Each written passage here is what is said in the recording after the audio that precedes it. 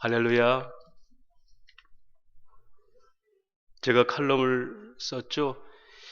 얼마 전에 제가 일을 보고 돌아오다가 동부간선도로 들어오는데 아주 요란한 사이렌 소리를 내면서 밀린 차 사이를 이렇게 빠져나가는 차가 있었습니다. 보니까 저는 이제 앰뷸런스인 줄 알았더니 그게 아니라 긴급 호송 차량이었어요. 그러니까 죄수를 실러가는 차량이었습니다. 뜻하지 않게 호송 차량이 지나가는 걸 보고 많은 생각을 하게 됐습니다. 저렇게 이 막힌 도로를 쏜살같이 길을 비켜주면서 가는 저 차에 누군가는 실려 갈 것이다. 누구죠? 죄를 지은 사람이겠죠. 죄를 지은 사람이 호송차에 타고 재판을 받으러 가든지 감옥에 가겠죠. 그래서 많은 생각을 하게 됐습니다.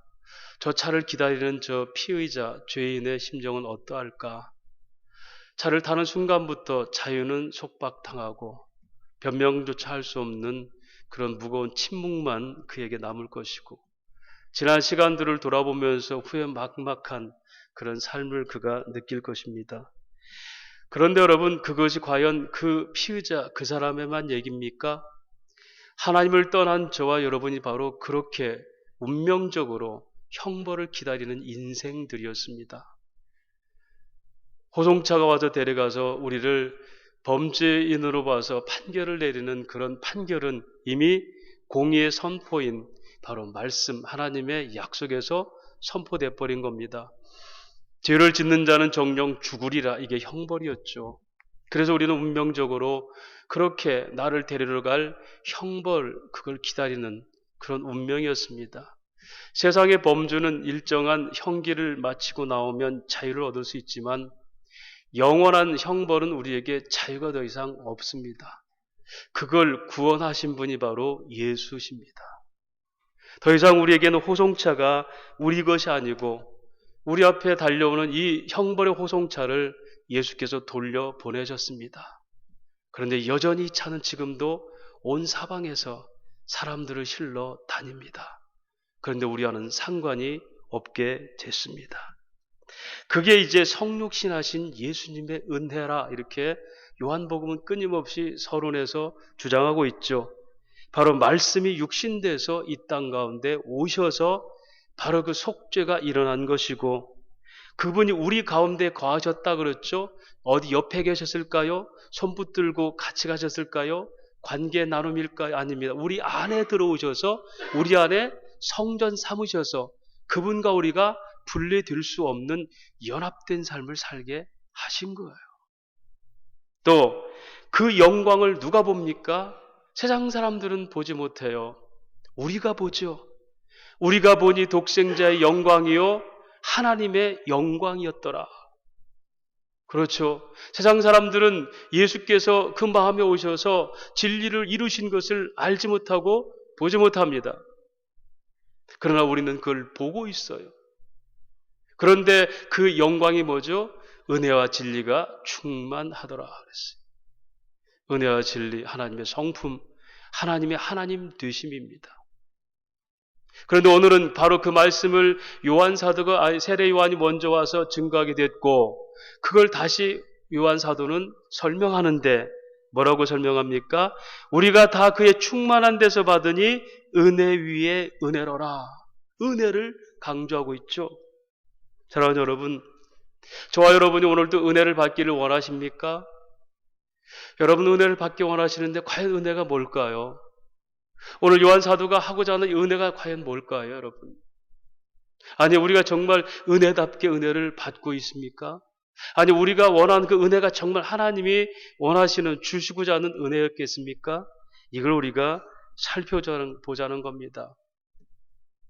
먼저는 은혜 위에 은혜라 할 때 충만한 데서 받았다 그래. 충만한 데서. 충만함이라는 것은 플레르마토스라는 단어인데요. 이것은 완성됐다, 또 채워졌다, 가득하다 뜻이에요. 여러분, 완성되고 채워지고 가득하자는 것은 더 이상 부족함이 없고 고갈됨이 없다는 얘기입니다. 그래서 은혜는 끊임없이 언제든지 지속적으로 번복적으로 누릴 수 있고 받을 수 있다는 얘기죠. 만약에 그게 고갈됐다면 더 이상 은혜도 나눌 수가 없겠죠. 여러분, 사랑의 능력이 뭡니까? 무한한 깊이가 있다는 거예요. 세상은 사랑하지만, 부모라도 자식을 사랑하지만 자식에게 다 해주지 못한 게 많잖아요. 사랑하기 때문에 가슴앓이만 할 뿐이지 그걸 제대로 행하지 못하잖아요. 그러나 하나님의 이 충만하심, 플레마토라는 것은 언제든지 필요할 대로 유용하게 하나님이 주신다. 그래서 은혜는 지속적이며 연속적이며 번복적이며 그걸 누릴 수 있는 경향입니다. 왜요? 한 번 누렸다고 영원한 것도 아니거든요. 계속해서 누려도 퍼내도 부족함이 없는 게 하나님의 은혜다, 이렇게 얘기해요. 그럼 여러분, 은혜는 과연 무엇일까요? 그렇게 넘치는 은혜는 뭘까요? 은혜는 필연적으로, 성경이 말하는 은혜는 필연적으로 거룩과 함께 동반해야 됩니다. 다시 말씀드리면 세상에 도덕적으로 뭔가 누가 희생을 해서 혜택을 누리는 것이 성경이 말하는 은혜가 아닙니다. 여러분, 예수님이 희생해서 여러분이 혜택을 누리십니까? 그거 진리가 아닙니다. 물론 십자가는 예수님의 헌신과 희생이었죠. 그런데 여러분, 그 희생은 이미 약속이 펼쳐진 거지 예수님 단독적으로 희생한 게 아닙니다. 사랑하는 여러분, 부모가 은혜를 베푸는 것을 거룩한 은혜라 합니까? 거룩이라는 단어, 하기야죠. 스스로 깨끗하게 되다, 이 말은요, 하늘 언어지 땅의 언어가 아니에요. 그 어느 누구도 거룩하다는 말을 쓸 수가 없고 오직 하나님 백성과 하나님만이 거룩한, 그 거룩할 성자 성도인 것입니다. 그런 의미에서 여러분, 불교인들은 성도란 말 못 써요. 불자라고 그러죠. 성도란 이름의 거룩한 것은 유일하게 하나님이 거룩하게 삼은 백성들만이 거룩하게 쓰임받는 이름이 성도예요. 성도. 여러분, 부모들이 베푸는 은혜도 은혜겠죠. 그러나 그 희생을 통해서 대가를 누리는 은혜는 이게 하나님의 은혜가 아니고, 하나님의 은혜는 반드시 뭐가 있어요? 거룩인데, 거룩은 바로 하나님의 의가 나타내야 됩니다. 로마서 4장 4절 5절은 말합니다. 일한 자가 그 대가를 받는 것은 당연하거니와, 그렇죠? 이런 대로 내가 대가 받은 건 당연하거니와, 일하지도 않고 의롭지도 않은 자를 경건하다 하는 걸 믿는 게 바로 이게 의로움이다. 이게 성경이 말하는 의입니다. 즉, 우리가 어떤 희생, 어떤 걸 경험하고 무엇에 해서 혜택을 받은 것이 아니라 우리는 그걸 받을 자격도 없는 사람이고 희생의 가치도 없는 사람이에요. 그럼에도 불구하고 하나님이 그 아들 예수를 통해서 이걸 이루신 것을 바로 디카요순의 의롭다라고 그래요. 이 말을 신학적으로 이렇게 한번 정리해 볼게요. 하나님의 언약의 범주 안에서 그 상대의 어떤 반응에도 불구하고 그 반드시 언약을 이루어서 성취하는 것을 의롭다라고 그래요. 다시 말할까요? 하나님은 우리를 복 주시기로 약속했어요. 그런데도 우리들은 죄인 되고 원수 되면서 끊임없이 하나님을 배반하잖아요. 그럼에도 불구하고 하나님은 우리와 관계없이, 반응에 관계없이 일하지도 않고 경건하지도 않은 자를 위해서 하나님의 약속을 그대로 성취한 것을 십자가의 구원, 거룩함, 의롭다, 이렇게 얘기해요. 그래서 여기에는 인간의 자랑이 들어갈 수가 없는 겁니다. 이것이 바로 의롭다는 것, 이 의로움, 거룩함이 있을 때 비로소 은혜가 이루어지는 거예요. 우리가 누리고자 하는 은혜는 뭡니까? 예수님의 희생의 대가로 나의 유익이 얻어지고 내가 무슨 혜택을 받고 이게 은혜입니까? 성경은 그렇게 얘기하지 않아요. 그래서 은혜는 반드시 하나님의 거룩함이 동반됩니다. 그래서 은혜와 진리와 거룩은 상관관계에서 이걸 떼놓을 수가 없어요. 거룩이 빠진 은혜는 가치가 없죠. 물론 세상에서도 부모의 은혜 있고 스승의 은혜가 있지만 그 은혜와 하나님의 은혜는 비교할 수가 없다는 겁니다. 그렇다면 은혜로부터 받은 것이 뭘까요? 우리가 하나님은 은혜로 어떤 선물들을 주셨을까요? 요한복음 10장 28절 보니까 영생을 주셨다라고 그래요. 내가 그들에게 영생을 주느니 영원히 멸망하지 아니할 것이요 또 그들을 내 손에서 빼앗을 자가 없느니라. 이게 하나님의 은혜입니다. 영생을 우리가 받았어요. 또 요한복음 14장 27절에 평안을 하나님께서 주십니다. 평안을 너희에게 끼치느니 곧 나의 평안을 너희에게 주노라. 그러면서 내가 주는 평안은 세상이 주는 것과 같지 아니하니. 그래서 우리가 염려하지 말라 할 때 이 평안이 내게 진짜 있는지를 아는 사람은 염려하지 않을 수 있다는 거예요. 그래서 빌보드 4장 6절 7절에 말합니까? 아무것도 염려하지 말고 오직 모든 걸 감사함으로 하나님께 간구하라. 그러면 모든 지각에 뛰어난 하나님의 평안이죠. 평강이 너희 마음과 생각을 예수 안에서 지키시리라. 할렐루야. 그래서 우리가 이 평안을 알기 때문에 염려하지 않는 거 오히려 기도하는 겁니다. 세 번째로 기쁨을 주시죠. 요한복음 15장 11절 말씀, 내가 이것을 너희에게 이르면 내 기쁨이 너희 안에 있어 너희 기쁨이 충만하게 함이라. 그리스도께서 주신 기쁨은 하나님 아들의 기쁨이에요. 이것은 세상이 뺏어갈 수 없는 기쁨. 그래서 항상 기뻐하라는 이 말씀이 뭔지를 알 때 항상 기뻐하라, 범사에 감사하가 하나님 뜻인 줄 알고 기뻐할 줄 아는 거죠. 그 다음에 아버지 말씀을 은혜로 주셨어요. 요한복음 17장 14절, 내가 아버지의 말씀을 그들에게 주었사오니 세상이 그들을 미워하오나 이는 내가 세상에 속하지 아니함 같이 그들도 세상에 속하지 아니함입니다. 말씀을 주셨는데 그 말씀 때문에 세상이 그들을 미워할 겁니다. 사랑하는 저와 여러분, 우리가 제대로 진리의 삶을 살면 세상이 우리를 미워하게 됐다고 그랬어요. 그런데도 말씀을 주신 겁니다. 그리고 그 말씀을 확증시키는 성령을 은혜로 주셨죠. 요한복음 20장 22절, 이 말씀을 하시고 그들을 향하사 숨을 내쉬며 이르시되 성령을 받으라. 이게 은혜예요. 하나님 은혜를 통해서 영생을 주셨고 평안을 주셨고 기쁨을 주셨고 말씀을 주셨고 성령을 주셔서 이 진리됨을 깨닫는 은혜를 허락하신 겁니다. 이건 시간 속에서나, 즉 우리의 삶의 현장에서나 영혼에서나 성도가 받아야 되고 필요할 모든 것을 주시는 것, 부족함이 없이 주시는 것, 이것을 뭐라고 그랬죠? 충만함이라다. 은혜 위에 은혜더라. 그래서 이것은 어느 때든지 필요할 대로 하나님이 언제든지 주신다는 겁니다. 이 말 하나만 할까? 여러분 기뻐하십니까? 은혜 받았을 때는 기쁨이 넘치죠. 그런데 어느 순간인가 삶의 현장이 무너져 버립니다. 그러면 이제 은혜는 끝납니까? 기쁨은 아니죠. 다시 기쁨을 회복시키는 것. 이게 바로 충만함에서 나오는 능력입니다. 그래서 우리가 낙심하지 말진이란 말이 있는 거예요. 그러면 이제 다시 은혜 위에 은혜더란 말이 또 뭘까? 여러분, 이 은혜라는 말은 두 개로 나눠서 이 말은 해석해야 돼. 하나는 점차적인 것과 하나는 순차적인 걸 얘기하는 거예요. 첫 번째, 은혜 위에 은혜, 카이론, 안티 카이로스. 하나님의 은혜가 은혜를 더하다. 이 뜻은 뭐냐면요, 하나님께서 당신의 계획대로 순차적으로 은혜를 베푸신다는 거예요. 이 말이 뭐냐면요, 여러분 예수 언제 믿으셨어요? 여러분 예수 믿게 된 그것은 어떤 때입니까? 하나님의 은혜를 베풀 그때의 은혜를 베푸신 거예요. 할렐루야. 창세전에 그리스도 안에 택했지만 어떤 사람은 부모부터, 어떤 사람은 주일학교 때, 어떤 사람은 청년 때, 여러분 그리고 은혜가 어떻게 넘쳐요? 구원의 은혜를 깨닫는 거, 믿음을 더 깨닫는 거, 이게 다 뭐죠? 그때마다 느끼는 은혜예요. 이거를 소위 차서적, 순서적으로 배열된 은혜를 받다. 이것을 피스티스, 믿음이라고, 신시라고. 그러니까 저와 여러분은 하나님의 언약의 배치에 따라서 역사를 살고 있어요. 어렵죠, 또. 여러분, 이 땅의 역사는요, 하나님의 약속의 배치도입니다. 전쟁이 필요할 때 전쟁이 있게 하시고, 곤고가 필요할 때 곤고가 있게 하시고, 병이 필요할 때 병이 있게 하시고, 전도서 3장을 보십시오. 아플 때가 있고, 나을 때가 있고, 부자가 될 때가 있고, 가난할 때가 있고, 이 때를 우리가 조장할 수 있다, 없다? 없다라고 얘기해요. 하나님이 때를 따라 아름답게 하시다. 이걸 뭐라고 그래요? 은혜 위에 은혜. 즉 순서적으로 베푸시는 은혜.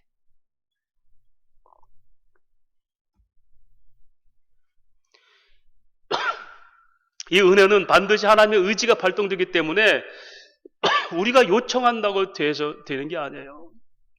은혜를 받으려고 애를 쓰십니까? 다음 주에는 이 은혜를 어떻게 받고 은혜를 지켜주는 방법이 뭔지를 설명하겠지만요, 여러분, 은혜는 하나님의 의지가 들어있어요. 내가 긍휼을 베풀 자를 긍휼을 베풀고 내가 버릴 자를 버린다고 하신 하나님 말씀, 이게 율법이고 진리입니다. 모세가 하나님 그 영광을 보여주세요. 이 백성들 진짜 사랑하십니까? 그때 뭐라고 그래요? 나는 자비와 긍휼이 영원한 하나님이니 내가 은혜 베풀 자 은혜 베풀고 저주할 자를 저주하는 것이다. 이 은혜 베풀고 저주할 자 뭡니까? 때를 따라 아름답게 하시는 바로 은혜 위에 은혜. 차서적, 순서적으로 설명된 은혜를 얘기해요. 그 다음에 오늘 헬라어 원어는 카이론 안티 카이로스 돼 있어요. 이 카이론 안티라는 단어가 뭐뭇에 대항하여 뜻입니다.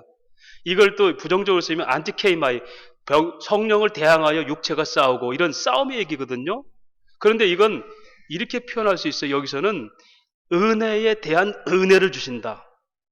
이 말은 내가 옛날에 은혜를 받았는데 지금 내가 새롭게 은혜를 받아야 돼요.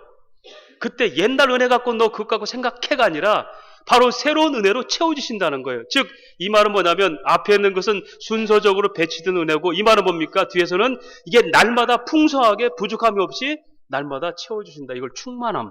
앞에는 차서적인 거. 이래서 은혜 위에 은혜다. 이게 바로 은혜로 산다는 말입니다. 그러면 이 은혜는 진리와 어떻게 관계가 있을까? 은혜와 진리라고 얘기하죠. 우리 장로님 말씀에 진리 얘기하셨는데 여러분 말씀이 진리죠. 그러면 이 진리는 뭘까요? 은혜는 어떻게 구분될까요? 여러분 진리는 하나님의 은혜를 지키며 살 수 있는 능력의 인도입니다. 다시 말씀드릴까요? 은혜는 반드시 진리의 삶을 살아갈 때 역사하는 거예요.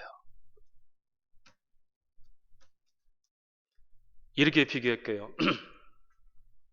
여러분, 아담이 범죄했을 때에 하나님이 은혜를 베푸신 게 뭐죠? 아담아 네가 어디 있느냐 찾으시고 가죽옷을 지어서 입히셨죠. 그건 뭘 얘기했죠? 네가 범죄한 건 내가 내 아들 예수를 죽여서 너를 구원하겠다는 은혜 베푸셨죠. 진리는 뭘까요? 진리. 그를 에덴 동산에 쫓겨내는 게 진리입니다. 왜요?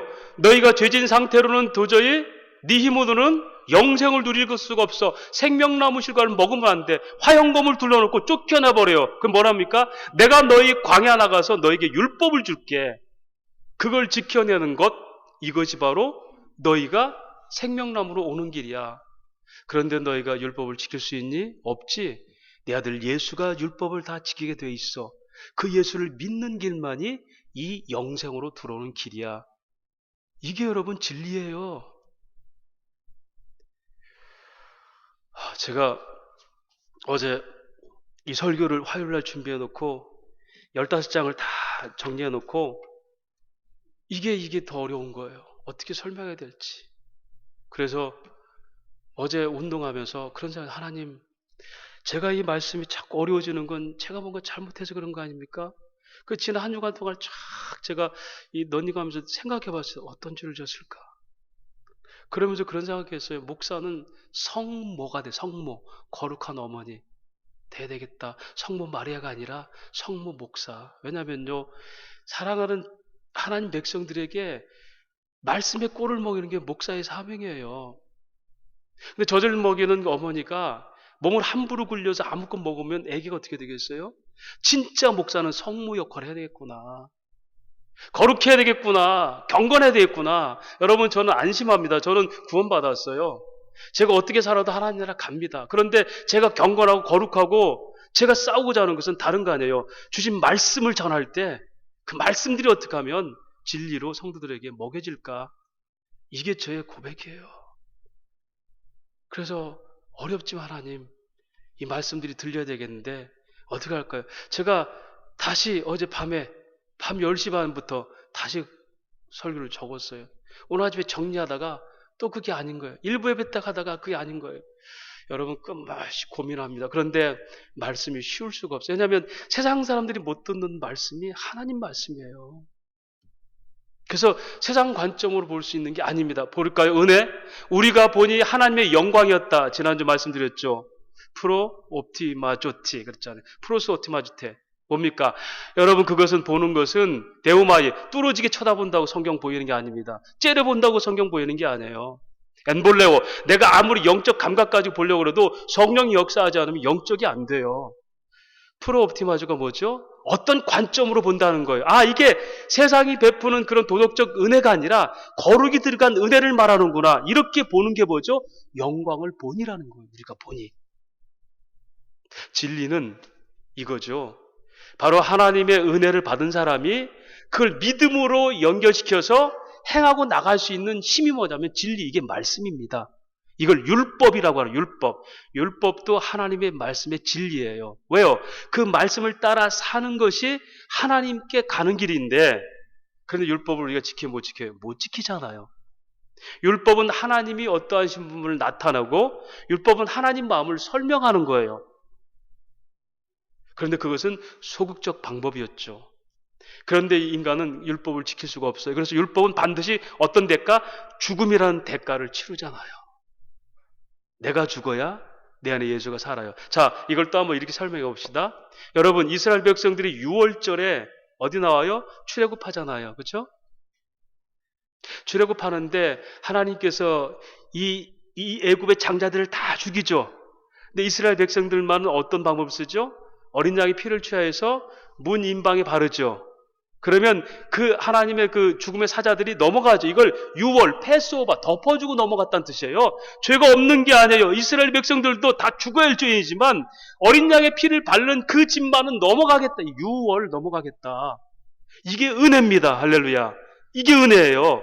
내가 똑같은 죄인이에요. 호송차는 나한테도 와야 되는데 나를 덮어주신 거 예수의 피로, 이게 구원이거든요. 이게 은혜예요. 그런데 여러분, 거기서 진리는 뭘까요? 진리. 그들에게 결국은 출애굽시켜서 광야로 내보내죠. 내보내서 약속의 땅, 가나안 땅에 들어갈까지 어떤 일이에요? 하나님 말씀 따라 살게 하죠. 그 말씀 따라 사는 걸 뭘 주시? 시내산에서 율법을 주시죠. 이게 진리예요. 그런데 율법은 반드시 그 율법이라는 명문법과 그것을 해결하는 방법이 있죠. 그 죄를 지은 사람은 어떻게 하죠? 짐승을 죽이잖아요. 대속, 고르반. 그래서 대신 짐승을 죽여서 자기 죄를 용서받잖아요.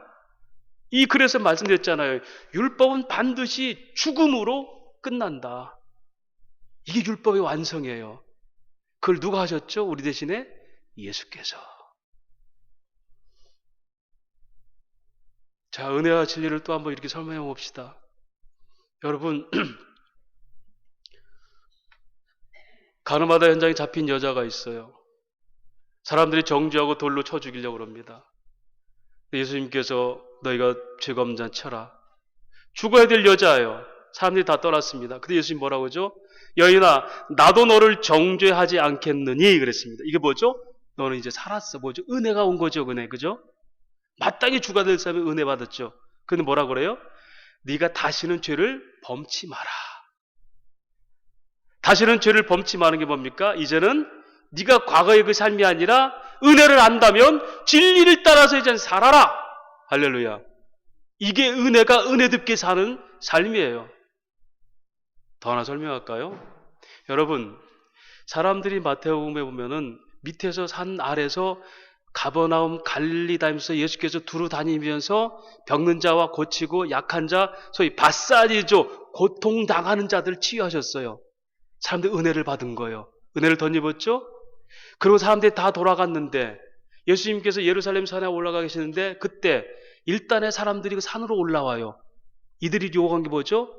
내가 이 땅에서 치료받고 하는 거 은혜 받았는데 은혜의 실체가 뭡니까? 그때 예수님이 입을 열어서 산상수를 설명하면서 이게 진리의 말씀이다라고 얘기해요. 할렐루야. 그러면서 천국의 비밀을 얘기하는 겁니다. 변화사를 얘기할까요? 마태복음 17장에 베드로가 예수님 같이 다니다가 늘 왔다 갔다 해요. 예수님께서 변화사를 데려가는데 거기서 하나님 영광의 광채가 나타나잖아요. 마태복음 17장 5장에 이렇게 말합니다. 저는 내 아들이니 너희는 저의 말을 들으라 그랬어요. 아들을 보는 게 뭐죠? 은혜죠. 그 말을 따르는 게 진리의 삶이에요. 여러분, 그런데 베드로는 어떻게 했죠? 주여 여기가 좋사오니 초막 셋을 짓고 여기서 삽시다. 은혜를 자기 소유해버리는 거예요. 교회당 안에서는 은혜를 받는데 이것이 진리의 삶이 안 나오니까 세상에서 교회는 아무런 가치가 없는 겁니다, 여러분. 사회에 적응하라, 무슨 사회운동하라 이런 말 아니에요. 요즘 여러분 성화에 대해서 많은 사람들이 정말 엉터리 같은 얘기하고 또 얘기하지만요. 이 은혜와 진리의 관계를 제대로 모르면 은혜가 은혜답게 하는 게 그 말씀 따라 사는 거예요. 진리대로 사는 거. 그런데 베드로는 거기서 본 거예요. 하나님 은혜, 하나님 아들의 은혜를 본 거예요. 그런데 여기서 초막 셋을 짓고 잡시다. 교회당 안에서 은혜 받았습니까? 이 삶이 어떻게? 아니다. 너희는 저희 말을 들어라. 그때 내려가니까 누가 있어요? 산 아래 귀신 들려있던 그 아이를 데린 부모가 있어요. 와서 예수님 앞에 무릎 꿇고 사정하랍니다. 주여, 당신이 할 수만 있다면 이 아이를 좀 치료해 주십시오. 당신의 제자들은 능히 하지 못하더이다. 그때 예수님께서 뭐라고요? 이 패역한 백성들아, 이 패역한 제자들아, 내가 언제까지 너희를 참으며 기다리랴. 그러면서 뭐라 합니까? 할 수 있거든이 무슨 말이냐? 믿는 자에게 능치 못함이 없느니라. 그 치유했어요. 그러니까 제자들이 물었어요. 우리는 왜 안 됐습니까? 너희 믿음이 적은 연곤이야. 믿음이 뭡니까 여기서? 진리의 말씀을 따르는 말씀의 능력을 실천하는 거예요. 왜 의심하였느냐? 그러면서 겨자씨만한 믿음도 산을 옮기게 된다라고 얘기해요. 오늘 저 여러분, 은혜는 반드시 진리와 함께 동행해야 됩니다. 내가 받은 은혜는 내 소유로 끝나면 안 됩니다. 여러분 이렇게 할까요? 여전히 내 소유의 은혜를 위해서 끊임없이 은혜를 갈망합니까? 주님은 아닙니다. 아들됨을 알면, 은혜를 받았다면 그 말씀을 따르는 게 은혜의 삶이다. 이게 성화의 삶입니다. 이게 거룩한 성도의 삶이고, 여기서 칼로스 에르곤, 착한 행실과 착한 열매가 나타나는 거예요. 우리에게는 은혜를 탈곡tal곡 받을 줄 아는데 이 은혜가 어떻게 진행이 돼요? 산 밑으로 내려가야 돼요. 고통받는 내 백성들로 내려가라. 산 아래서 은혜만 챙긴 사람들은 산 위로 올라가서 산상수훈의 진리의 말씀을 들어야 되고요. 이게 변화산과 예루살렘 산의 비유예요. 이 은혜는 언제든지 충만합니다. 여러분, 탕자가 돌아오는 누가복음의 비유가 뭐죠? 탕자의 얘기입니까? 아닙니다. 아들을 기다리고 회개케 시키는 하나님의 마음입니다. 자, 탕자가 내 것 갖고 갔어요. 그가 돌아와서 이미 아버지는 알았죠. 반지를 준비했어요. 옷을 입혔어요. 잔치를 벌렸어요. 그가 죽었다가 왔어도 아들로 된 거예요. 뭐죠? 은혜죠. 그렇죠? 그 아들이 다시 이제 집에 좀 있다가 또 번들번들 또 나가겠다 그래요. 줄까요, 안 줄까요? 아버지는 또 줍니다. 어느 때까지? 그 자녀가 역시 아버지밖에 없습니다. 진실로 진리를 깨달을 때까지 또 내보내요. 그 여인, 가늠한 여인이 예수님이 내 죄를 대신 죽으셨으니 은혜가 있으니 이제는 내가 주의 말씀을 따라서 다시는 죄를 짓지 않아야 되겠다고 결심하고 살 때까지 끊임없이 하나님 뭐죠? 덮어주시고 품어주시고 지속적으로 연속적으로 베푸시는 게 뭐죠? 이게 은혜예요. 할렐루야. 그래서 여러분, 이 은혜는 우리가 받은 희생의 대가로 뭔가를 누리는 게 아니라 하나님의 그 진리 속으로 들어가는 게 이게 은혜의 삶입니다. 그 진리 속으로 들어가는 것은 하나님의 의의 통치를 받는 거예요. 그게 진리적 삶이에요. 제가 설교 준비가 워낙 힘들게 해서 일부에 제가 너무 힘들어서 기도해서 하나님 정말 하나님께서 말씀을 들리게 해달라고. 그런데 오늘 일부에 끝나고 나니까 우리 그 장정용 권사님이라 우리 고도일 그 원장 있죠? 어머니 일부 예배를 나오시는데 이분이 예배 드리면서 진리에 대한 말씀을 하는데 계속 듣으시더니 나중에 끝나고 나서 그래, 목사님 제가 이제야 요 말씀이 뭔지 알았다는 거예요. 이게 진리가 거룩이 뭔지 알았다는 거예요. 그렇게 좋으셔가지고 하나님 위로가 저한테 있더라고요. 진리를 거룩하게 해서 아버지 말씀만이 진리입니다. 사랑하는 여러분, 이미 우리가 거룩하게 된 거예요. 그 은혜는 끊임없이 지금도 공급되고 있어요. 그래서 초실절에 요한복음 7장에 예수님께서 물을 부으면서 장막절을 준비하고 그들을 기념한 그들에게 누구든지 목마르거든 내게 와서 마시라. 내가 생수의 강이 넘치게 하리라. 은혜는 언제든지 사모하면 하나님 주십니다. 그런데 문제는 은혜가 세상적인 희생을 통해 혜택으로 받으면 안 돼요. 사랑하는 여러분, 은혜가 밥 먹여줍니까? 천만에요. 은혜를 제대로 받으면 내게 있는 밥그릇까지 다 빼앗기는 겁니다. 송주영이라는 강도사가 있어요. 지금 강사됐습니다. 부산역 노숙자를 섬기는 친구예요. 이 친구는 처음부터 노숙자를 위해서 사는 사람이에요. 신학도 그래서 했어요. 그런데 그 친구는 자기가 생긴 돈마다 다 가지고 삼촌, 이모, 그리고 어머니, 아버지들을 돕는 거예요. 그가 주머니에 얼마 있든 그걸 내서, 예를 들어서 폐지 주는 할머니가 가면 폐지 다 같이 주워주고 돈 내서 같이 주는 거예요. 나 예수 믿는 사람입니다. 이유도 없어요. 눈에 발견되는 대로. 그런데 요번에 결혼했어요. 은비라는 자매인데 이 자매는 항공사 여직원이고 상당히 그 연봉도 높아요. 그걸 내놓고 같이 사는 거 이렇게 둘 다 미쳐서. 근데 그 친구가 그런 생활을 했던 사람이거든요. 이 요셉이라는 전도사가 있어요. 청소년 사역을 하는데요. 이 친구가 하는 말이 그럽니다. 한국교회 청소년 복음화율이 3.5%예요. 어른들 반도 안 돼요. 근데 지금 청소년들은 교회도 없고 집에도 없고 밖에도 없다. 어디 있냐? PC방이나 그들만의 자리에 있다. 그래서 찾아가는 거예요. 가출 한 그거 찾아가는 거예요. 가서 그가 간식비로만 사용들에게 한 달에 200만 원이에요. 전도사가 무슨 돈이 있겠어요. 생기는 대로 다 애들 그 사주면서 데려오는 거예요. 근데 그가 가출했던 사람이에요. 그래서 하나님 은혜를 아는 거예요. 그래서 이제는 그들을 구하러 사는 거예요. 왜 애들이 없느냐는 거예요. PC방 가면 다 앉아있는데 왜 없느냐는 거예요. 왜 전도 못하는 거예요. 그들과 함께 가서 그들 속에 들어가서 내게 있는 거 다 내주고 뺨을 맞더라도 그 아이들 고백하는 거예요. 저 전도사님 같으면 우리가 왜 방황했겠습니까? 이 얘기예요. 교회 들어와서. 난셉니까? 주일학교 줄어듭니까? 청년부가 떠납니까? 아닙니다. 이 진리의 야성이 사라졌기 때문에 그래요.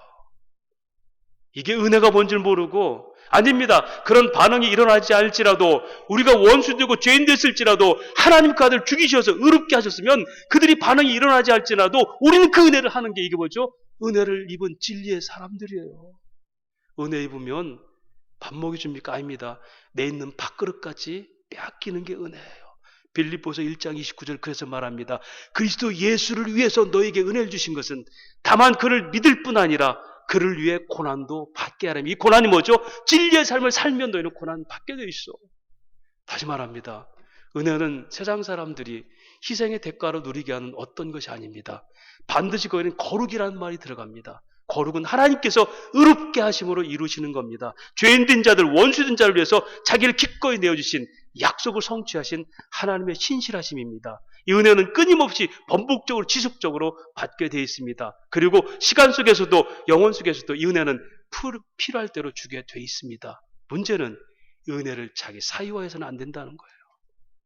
은혜는 반드시 진리와 함께 행할 때 의로운 열매들이 나타나게 되어 있습니다.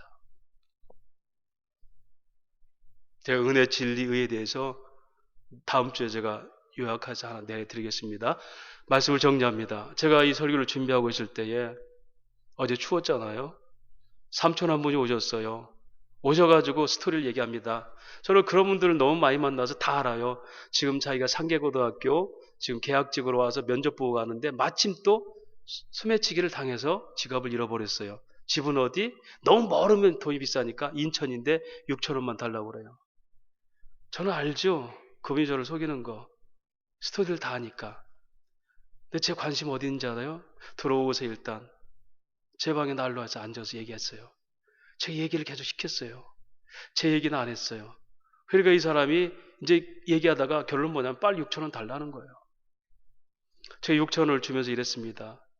제 마음은 지금 아저씨가 6천 원 갖고 나가면 다 될 것 같지만 6천 원 갖고 나가서 영원히 보장되는 따뜻함이 있습니까? 6천 원 줄 거예요. 당신 나 속이는 거 알아요. 내 마음은 그러면서라도 당신 여기 따뜻한 좀 더 있게 하고 싶어요. 나가봤자 추운 엄동설아니고 6천 원 술 한잔 마셔봤자 다시 추워지고